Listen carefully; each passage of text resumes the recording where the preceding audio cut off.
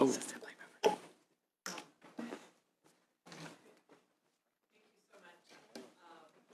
And we'll now move on to our professional engineers, land surveyors, and geologists. We've been waiting all day.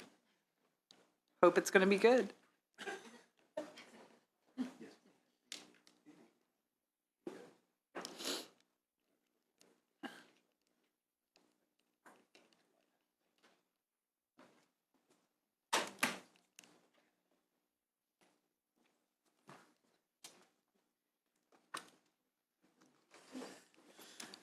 Well, welcome. I'd invite you to introduce yourselves, if that's all right, and then bring in your report. Thank you very much. Thank you and good afternoon. Chairs, members of the committee, and staff. My name is Kathy Jones-Irish, and I'm a public member of the board and currently president of the board. With me today are Bob Stockton, who is our vice president and civil engineer member, Rick Moore, who is our professional land surveyor and our executive officer, and also Nancy Eisler, who is the board's assistant executive officer. Thank you. A little water. We appreciate the opportunity to provide an update to the committee on the activities of the board during the last 4 years, as well as present our plans for the future. We have formatted our presentation to be as follows. I will provide a brief overview and history of the board. Mr. Stockton will provide highlights of our licensing and budget activities, and Mr. Moore and Ms. Eisler will address major changes to the board and our response to issues on which committee staff have requested further clarification. A little bit of history. Licensing of land surveyors began in 1891 under the auspices of the State Surveyor General. The licensing of civil engineers and the regulation of practice of civil engineering began in 1929. That was with the creation of the Board of Registration for Civil Engineers following the failure of the St. Francis Dam. In 1933, the State Surveyor's General Office was abolished, and the licensing of land surveyors and the regulation of the practice of land surveying was transferred to the board. During subsequent years, other branches of engineering were established. The Board of Registration for Geologists was created in 1969 to regulate the practice of geology and to license professional geologists. In 1972, the scope of authority was expanded to include the regulation of the practice of geophysics and to license professional geophysicists. In 2009, the Board of Geologists and Geophysicists was abolished, and the authority to regulate and license within the practice of geology and geophysics was transferred to the Board for Professional Engineers, Land Surveyors, and Geologists. Functions and activities of our board. The board is mandated to safeguard the life, health, property, and public welfare by regulating the practices of professional engineering, land surveying, geology, and geophysics. To accomplish these priorities, the board is responsible for qualifying and licensing individuals, establishing regulations, enforcing laws and regulations, and helping the public make informed decisions. Our current composition is that we have 15 board member positions, 5 of whom are professional engineers, 1 professional land surveyor, 1 professional geologist, and 8 public members. All appointments to the board are for a term of 4 years. There are currently no vacancies. And now I'd like to turn the presentation over to Mr. Stockton. Thank you, Kathy. And I'm going to cover first 2 of the board licenses and the number of licensees. Currently, the board regulates and licenses more than 85,000 professional engineers, 4,200 land surveyors, 5,100 professional geologists, and 160 professional geophysicists. Additionally, the board regulates more than 36,000 certified engineers in training, land surveyors in training, and geologists in training. The professional licenses regulated by the board are comprised of 3 categories. We have practice acts, title acts, and title authorities. Practice Act licenses indicate that both the actual practice and the title are regulated. Title Act licenses indicate that only the use of the title is regulated, the practice is not. Title authority licenses are considered masterly licenses. That means that individuals who hold certain Practice Act licenses can then obtain them which gives them the authority to use specific titles. For engineers, there are 3 Practice Act branches: civil, mechanical, and electrical. And there's 9 Title Act branches: agricultural, chemical, control system, fire protection, industrial, metallurgical, nuclear, petroleum, and traffic. There are also 2 title authority licenses which civil engineers may obtain, that being geotechnical and structural. For geologists, there is 1 Practice Act, that being professional geologist, and 2 title authorities, certified engineering geologist and certified hydrogeologist. The professional land surveyor license and the professional geophysicist license are both Practice Act licenses. There are no title acts or title authority within those professions. The licensure of geophysicists will be discussed in greater detail fully later in our presentation. Now I'll move on to a budget summary. Currently, the board maintains 2 separate funds or accounts, that being 1 for professional engineers, land surveyors, and 1 for geologists and geophysicists. This separation is now mandated by statute. Monies that are deposited into 1 fund or account cannot be used for the other program. And again, this issue is going to be discussed later in our presentation. The budget authority for the Professional Engineers and Land Surveyors Fund for fiscal year 14-15 is approximately $9.6 million. Expenditures are projected to be about $7.8 million, and revenue is projected at $7.9 million. Revenue is comprised of 67% from license renewal fees and 31% from licensing application and exam fees, and 2% from other fines, delinquent fees, interest, and other miscellaneous revenues. The budget authority for the Geology and Geophysics account within the Professional Engineers and Land Surveyors Fund for fiscal year 14-15 is $1.4 million, and expenditures are projected to be about $1 million, and revenues projected to be about $1 million.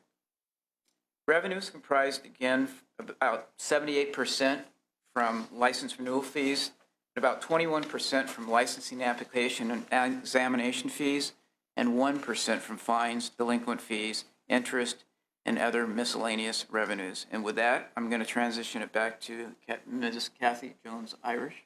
Now I'm going to transition it to Mr. Moore. Here we go. Good afternoon. I'm Rick Moore, Executive Officer. Major changes to the board since the last sunset. First and foremost, they appointed a new executive officer, and we also hired a new assistant executive officer due to retirements. We also made some major exam administration changes since the last sunset. Our national examination vendor, NCAAS, National Council of Examiners for Engineers and Surveyors, they assumed the administration responsibilities for all the paper and pencil national exams for engineers and surveyors. We did this to reduce the liability exposure in case there was a release of an exam booklet or exam content. We did not want that liability, and NCAAS was very happy to take that on themselves. The board also adjusted the fee structure due to that change. We adjusted in regulation. We adjusted for applications, state exams, and license renewals. We conducted a pretty intensive fee analysis, and we came up with fees that we've been operating for the last 4 years that more accurately portray what our actual expenditures are. We also, all of our state exams that we develop at the board, they're all computer-based testing now. We've converted all those over. And those are offered throughout North America because we have a large percentage of all of our candidates every year come from pretty much every state in the nation and probably 8 to 10 different countries. This allows licensing candidates more flexibility in scheduling exam sites. And also, ultimately, we're hoping for is more frequent exam opportunities. And obviously, it makes it easier to become licensed. We also had some internal operational changes to promote some more efficiency. We did a study internally with that. The staff and the geologists, the former geologists and geophysicists board, the program, we fully integrated them in once we all became accustomed to everyone's operations. It's a newly restructured operational group based on customer needs. And we did that in an effort to minimize redundancy and provide a more effective customer service to the board stakeholders. For example, our enforcement analysts, there was one enforcement analyst that was assigned to just the geology and geophysicist cases because of the separate program and the separate funds. We decided that it would be much more efficient, much more it'd be a much more efficient process for all of our staff if we cross-trained all of our enforcement staff to handle the geology, geophysicist case, and engineering and surveying cases, because it helped them understand what our disciplines actually do, a lot more than just having it separate like that. They've also learned to help each other out with the lessons they've learned with the different disciplines. So now I'll address the board responses to the issues that you had asked us to address. And those three issues will be merging our two funds, continued licensure of geophysicists, and enforcement topics. So the first thing we'll do is we'll talk about the merger of the geology and geophysicist account into the fund. At the last sunset, the geologist and geophysicist fund was turned into an account underneath the engineer surveyors fund. We fully support the committee staff recommendation to merge this all into one fund. It will help us quite a bit in how we conduct our business, especially since we're fully integrated now in-house. Once we do that, what we're expecting to do, which we actually have already kind of started to do, assuming that we're moving in this direction, we're going to conduct a comprehensive review of our fee structure again. And the whole idea of that is we want to ensure that whatever our current operations expenditures are, what our costs are, that we're being able to ensure that it's a fair and equitable distribution of fees based on our actual services that we provide to our stakeholders. Board staff welcomes the opportunity to work with the committee and the committee staff to develop whatever legislative language we have. We've actually presented some of that already. So that we can address merging of these fees for the appropriate oversight. And to accomplish this and ensure fairness across all the professions, not just some of the disciplines that we regulate. We're going to issue number 6, which is a continued license of geophysicists in California. This is a continued issue from the last sunset. The board believes that there would not be a significant increase in a risk to the public if the practice of geophysics is deregulated in California. While we believe geophysical work certainly does provide value to the public, there seems to be little need to provide the same level of protection to the public that is obtained through regulation and licensure by the state. Geophysicists are generally hired by sophisticated consumers, not the individual mom and pop consumer that engineers and surveyors more typically interact with. They are hired by other licensed professionals, typically geologists, engineers, licensed architects, as a part of the overall design and development team. And they are hired by the petroleum, oil, and gas industries to work on projects specific to these companies. Such sophisticated consumers do not require the added protection of state regulation in the same way that the individual consumers do. The sophisticated consumers, in effect, create a self-regulated industry in that they will not hire or rehire any geophysical work or any geophysicists who are not able to perform up to the standards that they require. And soon those geophysicists will obviously have less work with those industries. In addition, the sophisticated consumer is more likely to seek the assistance of the civil courts to address financial harm rather than file a complaint with the board. Eliminating the geophysicist license category would have a minimal negative impact on the board's operations. in that we receive few inquiries regarding the licensure process. While we receive few applications each year, we still must contract with an independent expert geophysicist to review any of those applications for licensure and that we receive in order to determine if the applicant meets the appropriate qualifications. Furthermore, it would have a positive impact on the board's workload for exam development in that we would no longer have to expend the resources necessary to develop an examination that must be administered at least once a year, when we have an average of 5 candidates a year taking the exam. In preparation for the exam development meeting, board staff, this is the one discipline that board staff actually contacts every single licensee that is located in California. It's approximately about 100 geophysicists with address of record in California, asking for support to come help us as subject matter experts. We receive very few responses from that. So our normal operation at that point is we actually do direct phone calls to geophysicists to try to obtain the minimum number that the psychometricians believe will give us a legally defensible exam.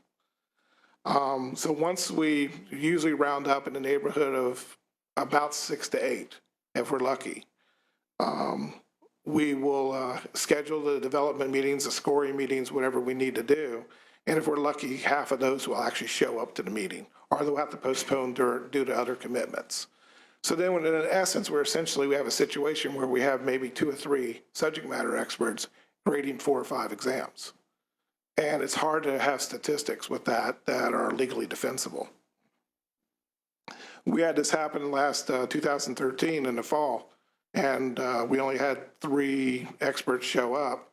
And we ended up having to delay releasing of those results for those licensees another almost 3 months before we could have enough geophysicists show up. And I think we had 6 or 7 show up in February to help us score that exam so that we can get the results out. And this was less than a month before the next exam was scheduled for our other disciplines. So we were already running into our other workloads.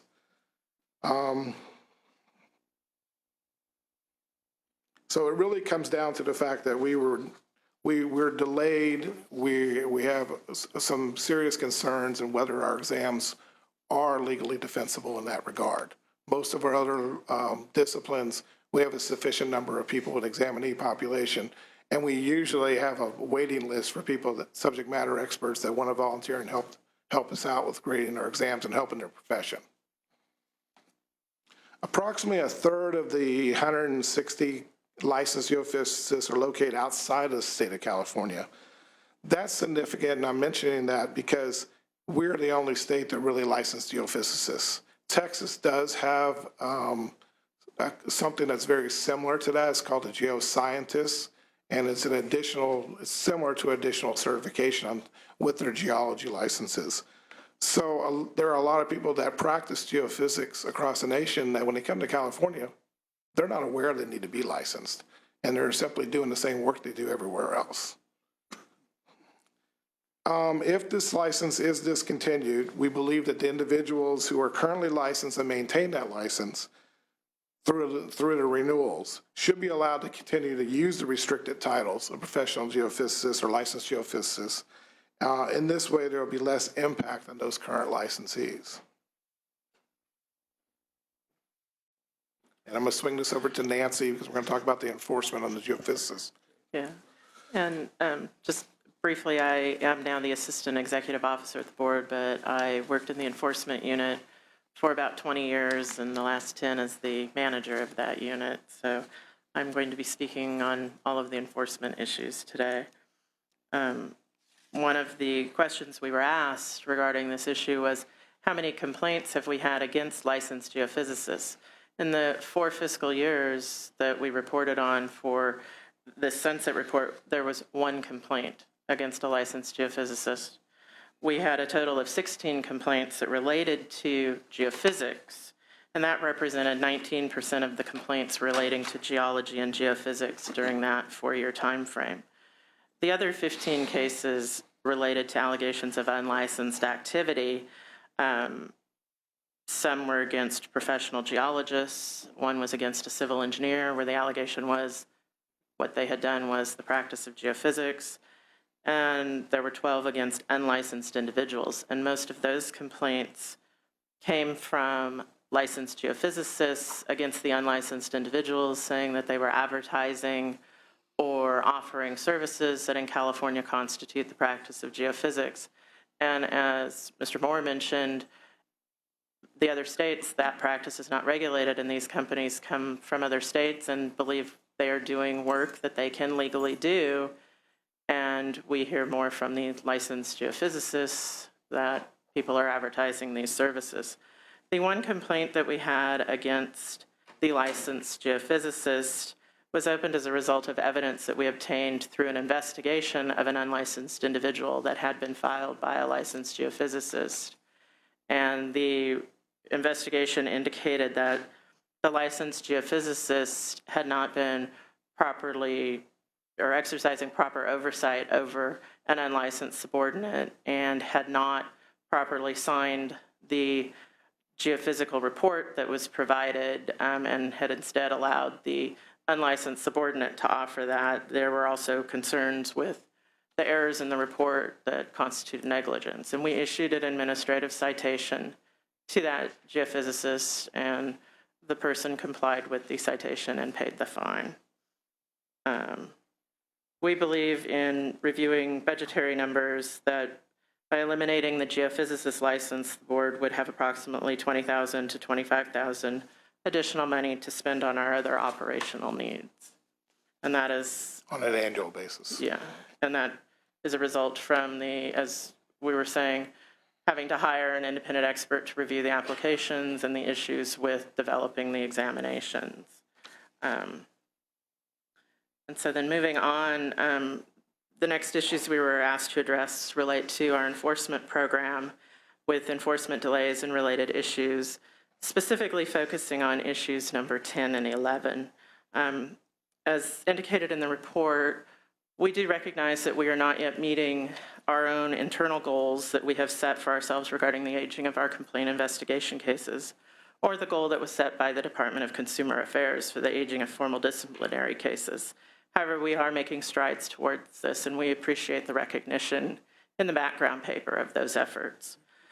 There are many factors that affect our ability to meet these goals, some of which are within our direct control, and others which are not because they involve outside sources, whether those sources are other state entities or individuals involved with the investigation. As we have noted, we have taken steps to reduce the time it takes to conduct the investigations by addressing issues that are within our control, such as the length of time we give people to respond to us during the complaints and how much time we give our independent technical experts to review the matters. However, one of the external factors that does affect the aging of our investigations is the length of time it takes the Division of Investigation, or DFI, to conduct an investigation. We refer approximately 10% of our complaint investigation cases to DFI for them to assist us with the investigations. These cases usually involve allegations of unlicensed activity, but they may also involve licensees who do not respond to our requests for information regarding our investigation of the complaint against them. Over the last 4 fiscal years, we referred nearly 200 cases to DFI. The average time it took them to investigate was 270 days, with 55 of the cases taking over a year. We currently have 31 cases at DFI, and the average age of those investigations is at 201 days. Our current goal for reducing our internal investigations is to have no cases over 365 days old, and to reduce our average age to 180 days. As of this afternoon, because I was just provided with updated stats, our average case age is 170 days, and we have 16 cases over 365 days old, which represents approximately 9% of our total caseload. Half of those cases that are over a year old are currently being investigated by DFI. We welcome the opportunity to work with DFI, and we have had discussions with their deputy chief regarding the concerns with the aging. He has advised us that while on paper it indicates they have 300 staff, the vast majority of those are specifically assigned to the medical board and their investigations, which were just recently transferred over to D of I. He advises there are approximately 30 investigator positions statewide that handle the investigations for all of the other boards and bureaus within DCA. And we also feel that one of our issues that is an external issue is the licensees cooperating with us while we're investigating them. We often have licensees who choose not to provide us with the documentation we request or take a very long time to provide us with that documentation. And we don't feel that we are conducting a full and fair investigation without that information from them. However, we do have to proceed with our investigation. We can't simply just close the case because the licensee chooses not to cooperate with us.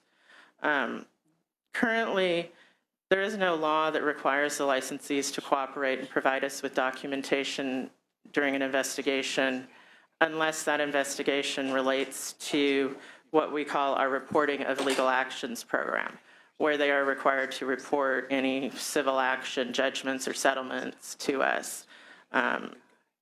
We believe that we would have more control over the licensees to convince them to cooperate and provide us with the documents during our investigations if there was a possibility that action could be taken against their license. The Contractors Board currently has a law that requires its licensees to cooperate during the investigations, or they could face disciplinary action against their license, such as in the form of an administrative citation. We believe we would benefit, and the processing of our cases would benefit if we had a law similar to that would allow us to encourage our licensees to cooperate better or face the possibility of action against their license. This would help to speed up our investigations, and that provides a benefit to certainly the public and the consumers, but also to the licensees who can have a resolution of the matter sooner rather than later. Okay.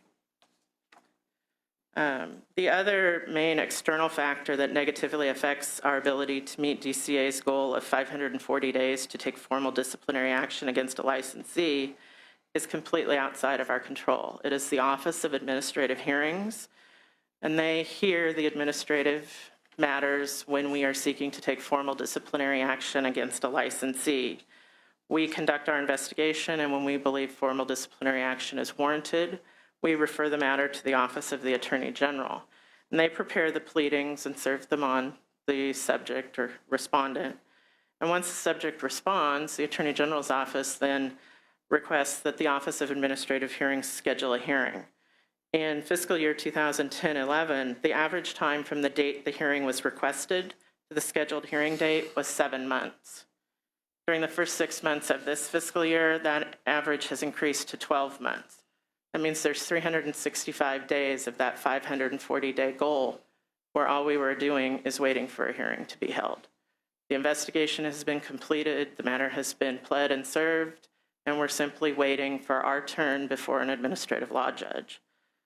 We believe that the Office of Administrative Hearings and its administrative law judges do a very good job hearing our cases and understanding the complex technical matters involved in our professions.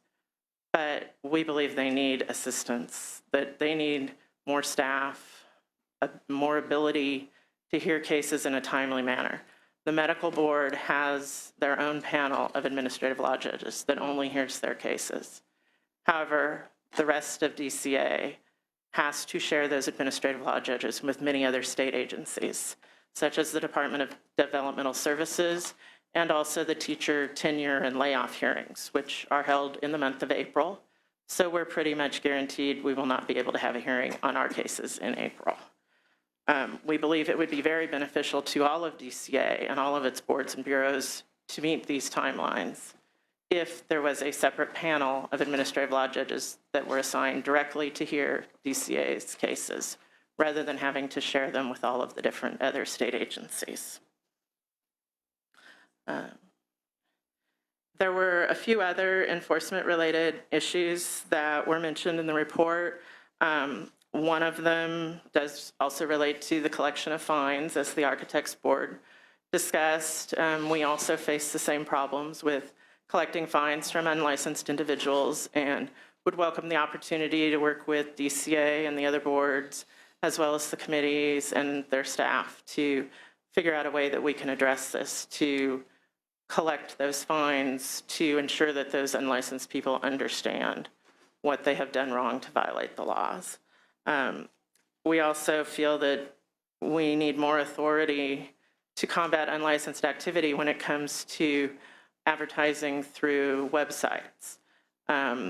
Last year, the laws were amended to allow the boards to, through its citation program, order the disconnection of a telephone if that telephone number is listed in any kind of advertisement. However, it does not, and the telephone number has to be regulated through the Public Utility Commission. That does not include cell phones, which most unlicensed people are now using.